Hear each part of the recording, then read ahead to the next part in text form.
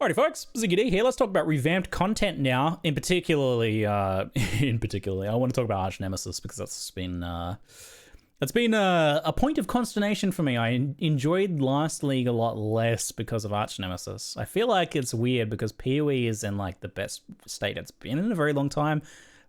In many ways, like it's getting better and better. The end game is so good, but all of it was detracted from by Archnemesis. So just to set the thing there, if you didn't kind of like catch my thoughts last league on Archnemesis, not really a fan of it overall and its implementation into the core game. Obviously, it got a little bit better, got a little bit less worse over time with improvements made in 3.18 after launch. But that's the thing; it always just feels like it's just been getting a little bit less worse. Because I feel like a lot of the Archnemesis modifiers and gameplay is fundamentally unfun. Just so many slows stacking on the character, so many like on-death effects to avoid.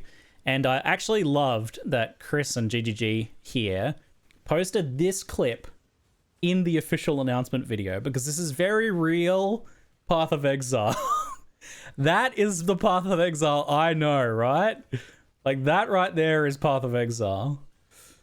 And this is like a fundamental problem for the game and exacerbated massively by Archnemesis because like that experience plus being slowed a bunch plus having like on-death effects that you just can't see stacking up on top of you, lightning mirages under your feet, slows on the ground, degens on the ground, poison things bonking you on the head, and all of that happening in a way that you just can't see. So I think Archnemesis is very problematic and exacerbated existing issues within the game. So I was very excited when they mentioned Archnemesis changes here, and I'm still a little bit in two minds about certain aspects of it. But the biggest thing is they're reducing the number of rares across the board, and specifically in content that spawns rares. So we see here, example, right? Like this was not an uncommon situation for Abyss, where you've got a bunch of aura stacked rares spawning all at the same time.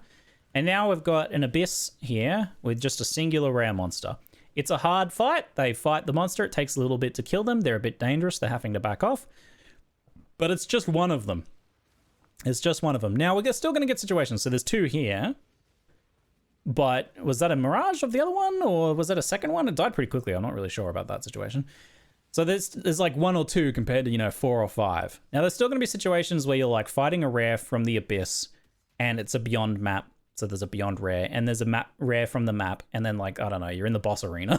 So there's a rare there or whatever.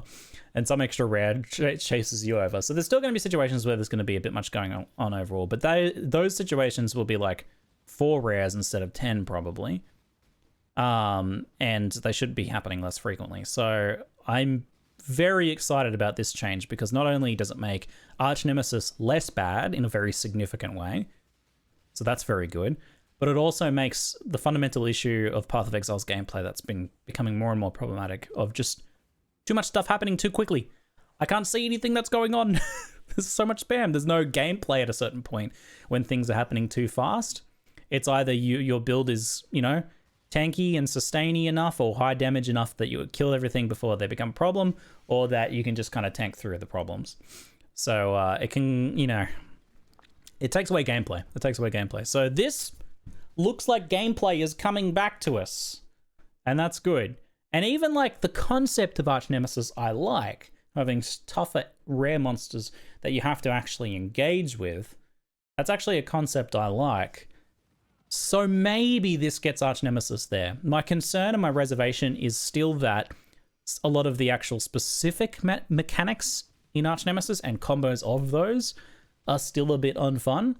I don't know if I want to be spending all of my time in PoE running away from like poison volatiles and, getting slowed by tons of different slowing effects and stuff like that. Of course, we can play New Trickster, but, for everyone else. So I'm still I have my reservations about that.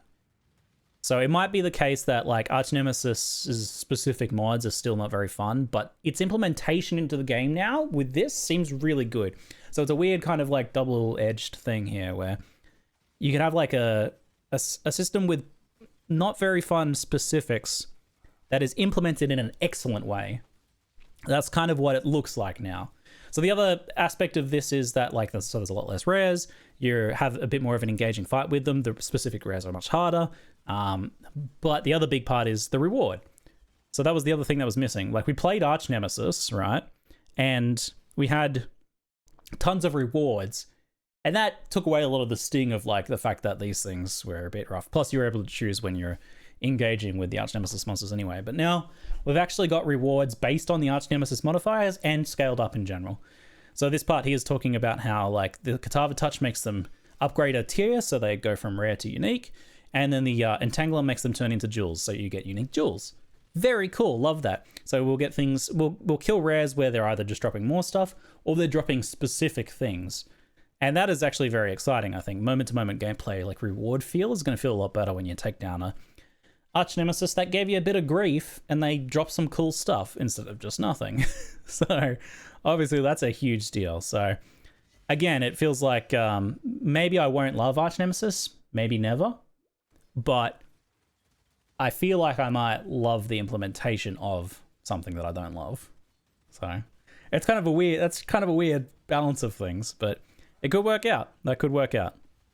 So we'll see. But yeah, maybe this, or maybe it goes the other way. Maybe this combination hits what I actually want, which is engaging, interesting, moment-to-moment gameplay, tough but few rares. Rare monsters are rare, but they're scary. They're notable when you run into them, and then rewarding when you kill them. So maybe it'll hit that. So really cool to see the Archnemesis changes. Beyond was a league mechanic that I didn't really like anymore. Some people liked, but I felt like they only really liked it because it juiced up their maps. So cool to see it getting a rework. Slight nostalgia, sadness for the fact that the old Beyond bosses are gone and are not coming back. I asked Chris about that specifically, but sounds like they're just not coming back. So bye. But the idea of replacing them with Scourge stuff is good. Also, obviously, Beyond would be very problematic with Archnemesis. That's what they're showing there. But now there's going to be far fewer of them, and you'll only get one boss per map instead of having like 3 hosts appear at once. And what will happen is the chance to see the boss will ramp up and up and up until either you run out of map or you see a boss. So there'll be a bit of a way to scale that on the Atlas passive tree, it looks like. It sounds like you're not always going to get a boss. Maybe every few Beyond maps you run, you might get a boss. But it gets increasingly more likely the more Beyond monsters you spawn is how it works. And then the Beyond monsters drop Tainted Currency, which I'm super excited about. Love Tainted Fusings. However, it sounds like they kind of nerfed them in the patch notes. So the Tainted Currency is maybe not as strong as it was in terms of getting 6 links and 6 sockets, which is a bit of a bummer. I like easy 6 links in general. I feel like socket pressure is hard enough that we don't need to click 1,500 times with fusings to get our 6 link. Now, Harvest, final one. Harvest. I hated Harvest after loving it so much in Harvest League and just after Harvest League, because I loved the accessibility of deterministic crafting and how it gave players a lot more control and ownership over their gear. There was progression. You would find an item and you would improve it over time, and there would be a story there. I love story generation in games like this, so I loved Harvest. And then I grew to hate it because they nerfed it repeatedly and it became very frustrating to actually play it. The monsters were super annoying to fight. They'd all barrage you at the same time and mega brap you. And then the process of crafting was extremely involved and tedious. You had to use them all then or lose them. Not even to mention getting into third-party trading of crafts was super frustrating. So big changes to Harvest. Monsters just drop life force now of their certain types, with some rarer life force coming from Ushabi themselves. Ushabi made more accessible. All of the crafts are unlocked. You just kill monsters. So now you just go in and kill monsters. They spawn a lot better. As you can see, they're spawning in waves there, and there's only 1 rare. Wait, is that 2 rares? Might actually be 2 rares. Oh, it might have been a mirrored rare, maybe. So the fights look much more reasonable. You're not just getting super barraged by all the projectiles at once. You collect your crystallized life force or whatnot and stash it away, and then at your leisure, you craft. You have all of them unlocked, you put the life force. So if you want to, spam fires on your jewels at some point, once you get something that you want to do, you can then engage with it. Or you can trade away the essence or whatever, the life force. But this seems like a vast improvement. I don't know where the balance is going to lie. Like, let's be honest, we're probably still not going to get any targeted annuls and exalts or anything like that. If we're being realistic, It's probably not going to be a major buff to that stuff. It didn't really sound like it from talking to Chris. But the overall system of Harvest seems much better to engage with, because actually some of the little stuff in Harvest is actually very like good and profitable, but really painful to engage with.